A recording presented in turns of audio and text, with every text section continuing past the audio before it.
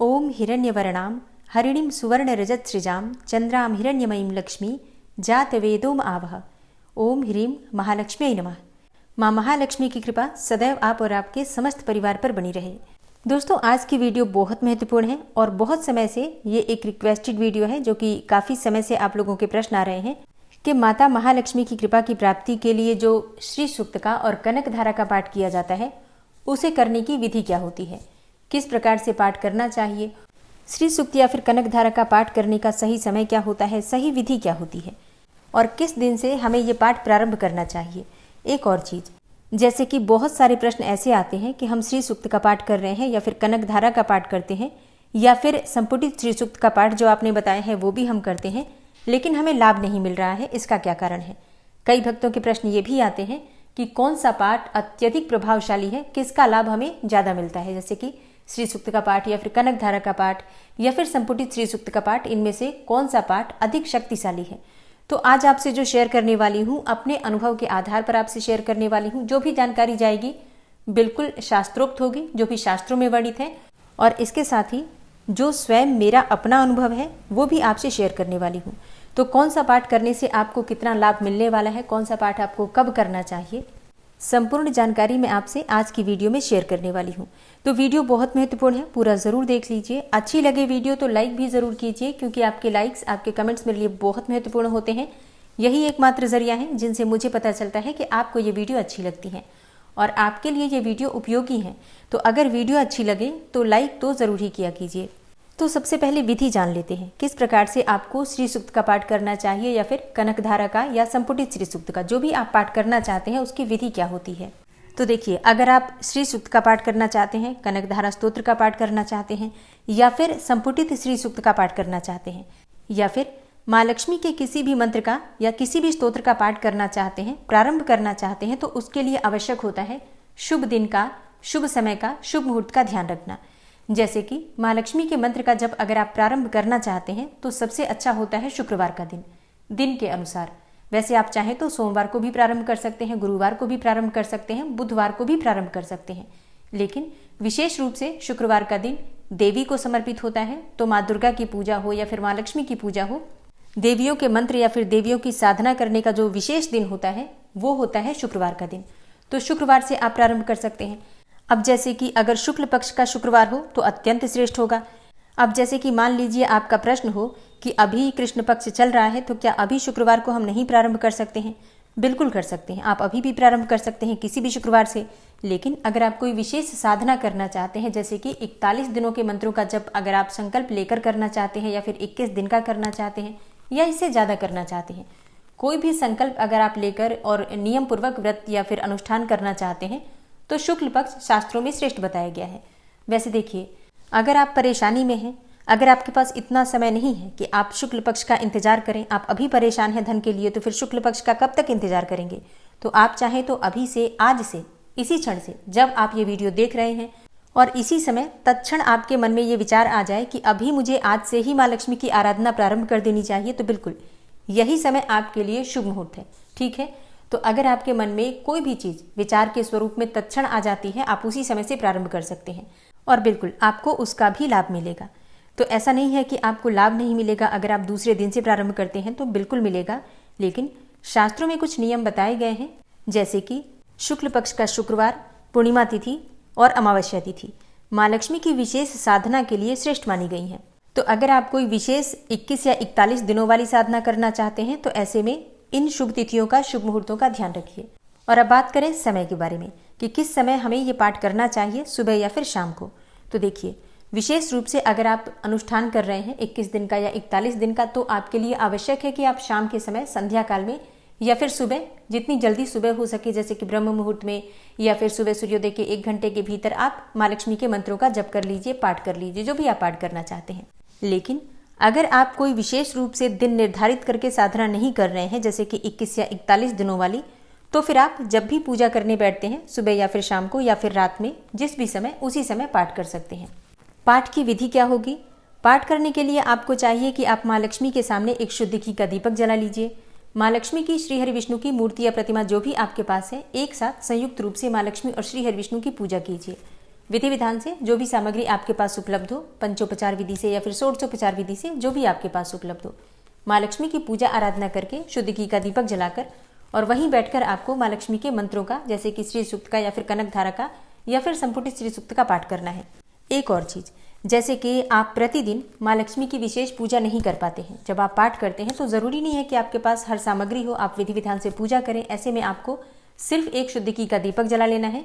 जो भी सामग्री आपके पास उपलब्ध हो, धूप दीप इत्यादि अर्पित कर दीजिए।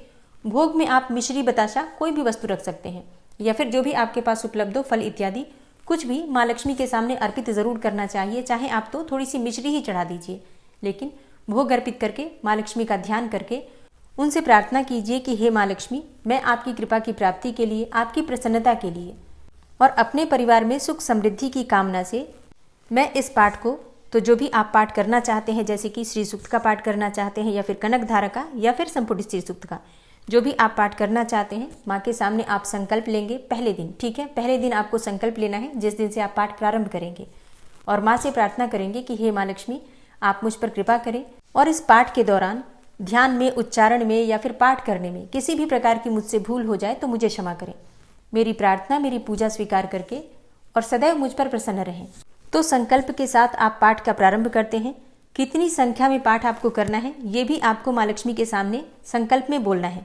मतलब जितनी संख्या में, जैसे कि आप 1 बार भी पढ़ सकते हैं, 3 बार भी पढ़ सकते हैं, 16 बार भी पढ़ सकते हैं, 21 बार, 108 बार, जो भी आपके पास समय हो उसके अनुसार आप निर्धारित कर लीजिए कितनी संख्या में आप प्रतिदिन पाठ करना चाहते हैं। अब बहुत से भक्तों के प्रश्न आते हैं कि कितनी संख्या में पाठ करने से हमें लाभ मिलता है। तो देखिए, अगर आप दिन निर्धारित करके, जैसे कि 21 दिन या फिर 41 दिन की साधना कर रहे हैं, तो ऐसे में आपको पाठ की संख्या बढ़ानी चाहिए। कम से कम 16 पाठ आपको प्रतिदिन करने का संकल्प जरूर लेना चाहिए, या फिर आप चाहें तो इससे ज़्यादा भी कर सकते हैं। अगर आपके पास इतना समय नहीं है तो भी प्रतिदिन कम से कम आपको 3 बार पाठ अवश्य करना चाहिए। तो कम से कम 3 बार, अधिक से अधिक फिर आपकी अपनी क्षमता है, आप जितना अधिक पाठ कर पाते हैं। ये वही वाली बात हो जाएगी कि जितना गुड़ डालो उतना मीठा। एक चीज़ का आपको ध्यान रखना है, प्रतिदिन जब आप पाठ करते हैं, पाठ का प्रारंभ करते हैं, तो माँ लक्ष्मी का ध्यान करके उन्हें प्रणाम करके, श्री हरि विष्णु का ध्यान करके उन्हें प्रणाम करके, मतलब दोनों का ध्यान करके उन्हें प्रणाम करने के बाद और तब आपको ये पाठ प्रारंभ करना है। जब आप पाठ पूरा कर लेते हैं हर रोज, जब आप 3 बार या 21 बार या 11 बार, जितना भी आप पाठ का संकल्प लेते हैं, पाठ की संख्या पूरी करने के बाद अपना किया हुआ जो भी पाठ है वो माँ लक्ष्मी को अर्पित कर देंगे। तो किस प्रकार से आपको करना है, आप माँ लक्ष्मी से हाथ जोड़कर प्रार्थना करेंगे कि हे माँ लक्ष्मी, अभी जो मैंने श्री सूक्त का या कनक धारा का या फिर संपुट श्री सूक्त का जो भी आपने पाठ किया, उस पाठ का नाम लीजिए और माँ लक्ष्मी से प्रार्थना कीजिए कि हे माँ लक्ष्मी, अभी जो मैंने पाठ किया वो आपके बाएं हाथ में अर्पित करता हूँ या अर्पित करती हूँ। आप इसे स्वीकार कीजिए और इस पाठ का जो भी शुभ फल हो वो मुझे आप प्रदान कीजिए। जो भी जाने अनजाने पाठ के दौरान मुझसे भूल चूक हुई हो उसके लिए मुझे क्षमा कीजिए।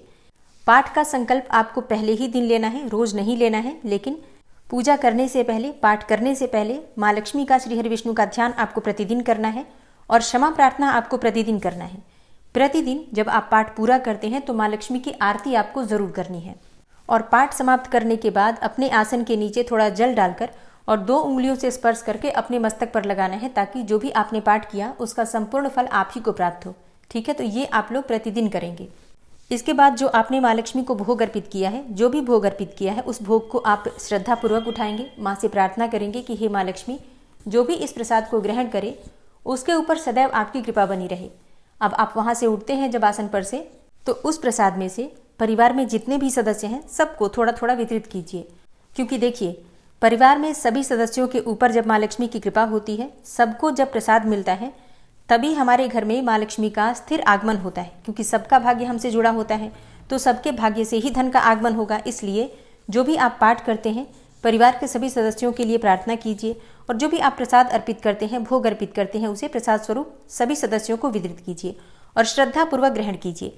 जो भोग आप माँ को अर्पित करते हैं उसे आप बाहरी किसी भी इंसान को नहीं देते हैं, घर में ही ग्रहण किया जाता है, परिवार के सभी सदस्यों को ही वितरित किया जाता है।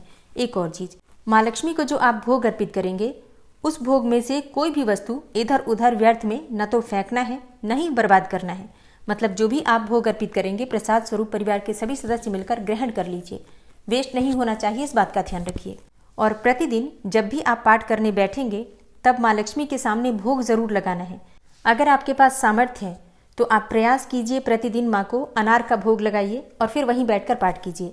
अगर आपके पास इतना नहीं है तो आप मिश्री का भोग लगाइए, चीनी का भोग लगाइए। सफ़ेद चीज़ों का भोग लगाना श्रेष्ठ होता है, तो मिश्री का भोग भी लगा सकते हैं। थोड़ी सी मिश्री भी ज़रूर रखिए। और हाँ, माँ लक्ष्मी का पाठ कर रहे हैं तो आपको ध्यान रखना है, काले रंग के वस्त्र नहीं धारण करने हैं, बाकी आप किसी भी रंग के वस्त्र धारण कर सकते हैं। तो जो आपका प्रश्न है कि कनकधारा स्तोत्र का पाठ या फिर श्री सूक्त का पाठ या फिर संपुटित श्री सूक्त का पाठ किस विधि से किया जाता है, किस दिन से किया जाता है और किस समय किया जाता है, इसके बारे में संपूर्ण जानकारी और बहुत आसान विधि मैंने आपसे शेयर कर दी। अब बात करें आपके अगले प्रश्न के बारे में कि कौन सा पाठ अधिक शक्तिशाली। तो देखिए, वैसे तो ये सभी मंत्र माँ लक्ष्मी के ही हैं, इसलिए माँ लक्ष्मी को अत्यंत प्रिय है और किसी भी मंत्र का अगर आप पाठ करते हैं, किसी भी स्तोत्र का पाठ करते हैं तो आपको लाभ मिलेगा, इसमें कोई संशय नहीं है। लेकिन अगर आप चाहते हैं कि जल्दी आपके घर में धन का आगमन हो और माँ लक्ष्मी स्थायी रूप से आपके घर में वास भी करें, तो इसके लिए एक विशेष प्रयोग आप कर सकते हैं। जैसे कि आप श्री सूक्त से पहले और श्री सूक्त के बाद में कनक धारा का पाठ कीजिए। एक बार कनक धारा पहले, एक बार कनक धारा बाद में, और फिर बीच में जितनी बार भी आप श्री सूक्त पढ़ना चाहते हैं, जैसे कि 7 बार, 11 बार, 21 बार बीच में श्री सूक्त कर दीजिए।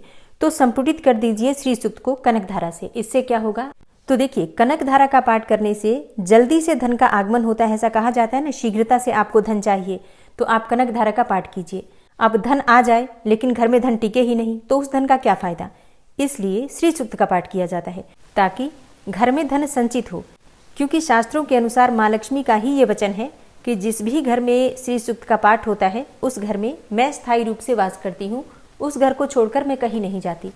इसलिए अगर प्रत्येक दिन आप एक बार भी श्री सूक्त का पाठ करते हैं तो विश्वास कीजिए आपके घर में धन का आगमन होगा, इसमें कहीं कोई संशय नहीं।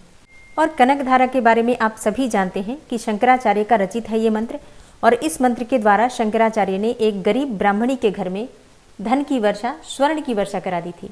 तो माँ लक्ष्मी इस मंत्र के द्वारा इतनी अधिक प्रभावित होती हैं, इतनी अधिक प्रसन्न होती हैं कि शीघ्र ही धन का आगमन हो जाता है। तो अगर आप चाहते हैं कि जल्दी धन का आगमन भी हो और धन संचय भी हो, तो श्री सूक्त का पाठ करने से पहले एक बार कनक धारा और फिर श्री सूक्त का पाठ समाप्त करने के बाद एक बार कनक धारा, इस प्रकार से आप पाठ कीजिए। निश्चित ही बहुत जल्दी आपको लाभ मिलेगा, इसमें कहीं कोई संशय नहीं। अब बात करें कि कौन सा पाठ अधिक शक्तिशाली है, तो देखिए, तीनों पाठ जैसे कि श्री सूक्त हो या फिर कनक धारा हो या फिर संपुटित श्री सूक्त हो, ये सभी मंत्र माँ लक्ष्मी को अत्यंत प्रिय हैं। तो इनमें से कोई सा भी पाठ अगर आप करते हैं, पूरे विश्वास से करते हैं, तो लाभ आपको निश्चित मिलेगा, इसमें कहीं कोई संशय नहीं है। कम या ज़्यादा वाली बात नहीं होती है, लेकिन फिर भी अगर आप बात करें कि सबसे ज़्यादा प्रभावशाली कौन सा है, तो जहाँ तक अनुभव में आया है संपुटित श्री सूक्त का पाठ अत्यंत प्रभावशाली है। किसके लिए ये भी मैं आपसे बता दूं, तो देखिए, वैसे तो ये सभी के लिए प्रभावशाली है, लेकिन अगर आपके घर में बहुत समय से गरीबी का ही डेरा बना हुआ है, पीछे से जैसे कि पीढ़ियों तक से पीछे से गरीबी ही चली आ रही है, माता पिता भी गरीब थे, उससे पहले भी गरीबी थी और अभी भी आप गरीबी की अवस्था में ही हैं, तो आपके लिए संपुटित श्री सूक्त का पाठ करना अत्यंत आवश्यक है।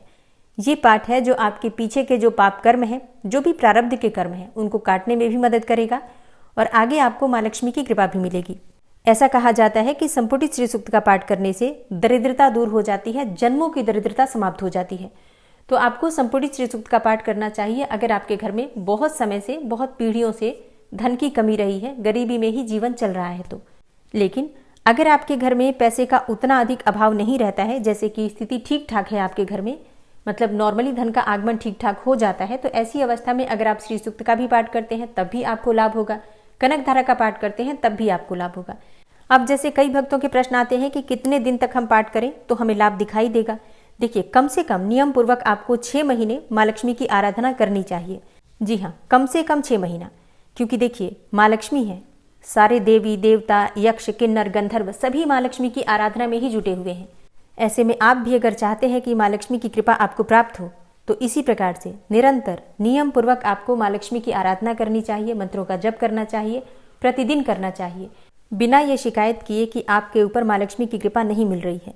मतलब कोई शिकायत नहीं करनी है, मन में विश्वास रखना है, समर्पित भाव रखना है, माँ लक्ष्मी के प्रति श्रद्धा रखनी है और एक ही मंत्र, एक ही पाठ का आपको निरंतर जप करना है, बार बार मंत्र नहीं बदलना है, इस बात का आपको ध्यान रखना है। अगर आप श्री सूक्त पढ़ रहे हैं, कनक धारा का पाठ कर रहे हैं या फिर संपुटित श्री सूक्त का पाठ कर रहे हैं, निरंतर नियम पूर्वक इन्हीं का पाठ कीजिए। प्रतिदिन एक निश्चित संख्या तय कर लीजिए, एक निश्चित समय तय कर लीजिए और विश्वास से माँ लक्ष्मी की आराधना कीजिए। बदलाव ना हो ऐसा हो ही नहीं सकता है। लेकिन हाँ, माँ लक्ष्मी है तो आपके धैर्य की परीक्षा होगी, इसमें भी कहीं कोई संशय नहीं है।